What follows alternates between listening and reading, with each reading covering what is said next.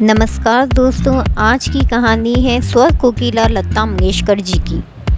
28 सितंबर 1929 को इंदौर की मिट्टी में जन्मी एक परी। नाम रखा गया था हेमा, लेकिन फिर बदला गया और फिर बनी लता। पिता थे पंडित दीनानाथ मंगेशकर, माँ का नाम था शेवांती। 5 भाई बहनों में वो सबसे बड़ी बहन थी। छोटी बहन आशा भोसले, जिनका नाम आप सभी जानते हैं। बचपन से ही सुरों से इन सभी बहनों का रिश्ता रहा।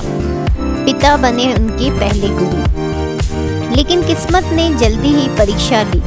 1942 में पिता का देहांत हो गया। जिम्मेदारी नन्ही लता के कंधों पर आ गई।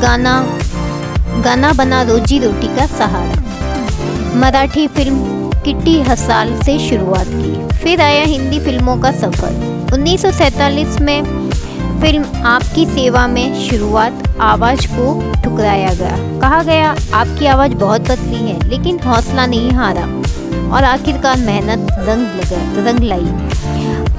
1949 की महल और गाना आएगा आने वाला रातों रात सबकी दिलों की चहेती बन गई लता जी। सुरों की बुलंद आवाज़ गूंजने लगी। हर संगीतकार के लिए पहली पसंद लता जी बनी।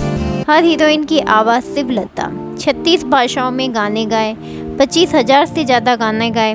हर गाने में भावनाओं की गहराई रही और जब भी गाया ऐ मेरे वतन के लोगों, पूरा देश रो पड़ा। नेहरू जी की आंखों से आंसू छलक पड़े। देश ने पहचाना है, यही एक सच्ची भारत की कोकिला है।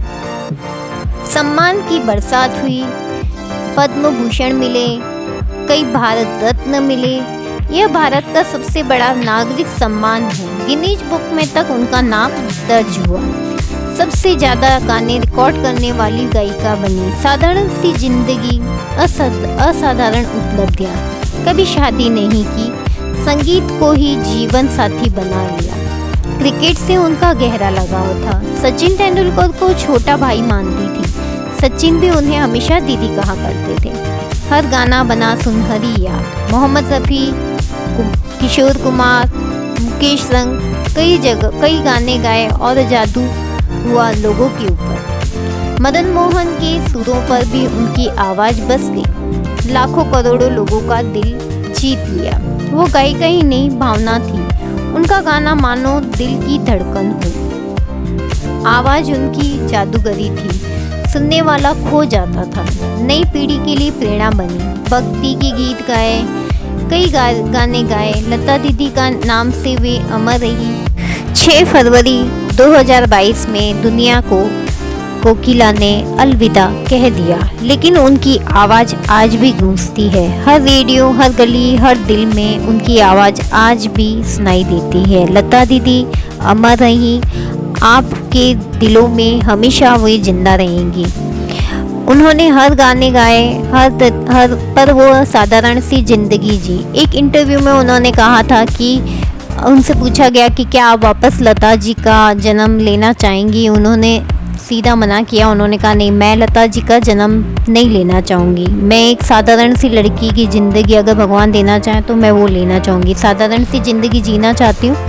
अभी भी भले उन्होंने साधारण सी ज़िंदगी जी थी, लेकिन वे चाहती थी कि मैं कोई स्टार नहीं बनूं, मैं एक सिंपल सी ज़िंदगी जीना चाहती हूँ। तभी उन्होंने सामने पत्रकार ने पूछा ऐसा क्यों। लता दीदी की ज़िंदगी तो हर कोई जीना चाहता है। तभी उन्होंने कहा लता दीदी की जो मुश्किलें हैं वो सिर्फ लता ने देखी है और किसी ने नहीं देखी। इसलिए अब मैं उन मुश्किलों को वापस नहीं देखना चाहती हूँ और इसलिए मैं वापस जन्म नहीं लेना चाहती हूँ लता के रूप में। तो हम ये सोचते हैं कि सेलिब्रिटी की ज़िंदगी में बहुत खुशियाँ होंगी, बहुत ही अच्छा सफ़र रहता होगा उनका, लेकिन सबकी लाइफ में कोई ना कोई दुख ज़रूर होता है। तो हमें ऐसा देखकर नहीं सोचना चाहिए कि भाई इसकी लाइफ में कितनी खुशियाँ होगी। तो हर लोगों की लाइफ में कोई ना कोई मुश्किलें ज़रूर होती है, लेकिन मुश्किलों का सामना करने के बाद भी लता जी ने बहुत आगे बढ़ी। उन्होंने अपने भाई बहनों को भी पढ़ाया लिखाया और उन्हें आगे बढ़ाया। और लता जी का भले उनका नाम हेमा था, लेकिन उनका आगे चलकर नाम लता रख दिया गया। लता जी जो थी छोटी उम्र से ही संगीत सीख रही थी और उनके पिताजी उनके पहले शिक्षक रहे।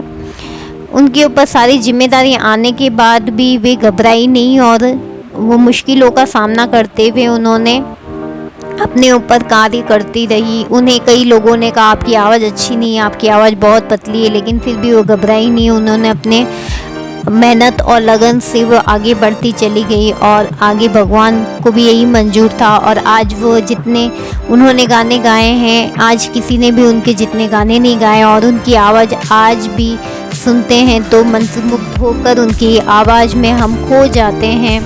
कई बार उनको पतली आवाज़ की वजह से रिजेक्ट भी किया गया था, लेकिन फिर भी वे हार नहीं मानी और अंततः उनकी मेहनत रंग लाई और उन्होंने गाना गाया आएगा आने वाला। वहाँ से वो फेमस हुई, जो वापस उनको पीछे मुड़कर देखने की ज़रूरत नहीं पड़ी। उन्हें बहुत से गाने ऑफ़र होते रहे और वही गाती ही चली गई। लता जी हमेशा सिंपल रही और वो हमेशा जब भी गाना गाती थी तो वह 1 घंटे के लिए मौन हो जाया करती थी। उनको ऐसा लगता था कि अगर आप थोड़ी देर के लिए शांत रहकर कोई गाना गाते हैं तो आप गाना बहुत अच्छा और दिल से गाते हैं। उन्होंने हिंदी, मराठी, बंगाली, गुजराती, तमिल, तेलुगु, पंजाबी आदि भाषाओं में गाना गाया। उनके कैरियर में 25,000 से भी ज़्यादा गाने रिकॉर्ड हुए और उन्होंने हर बड़े संगीतकार के साथ कार्य किया। मदन मोहन उनके प्रिय संगीतकार में से एक थे।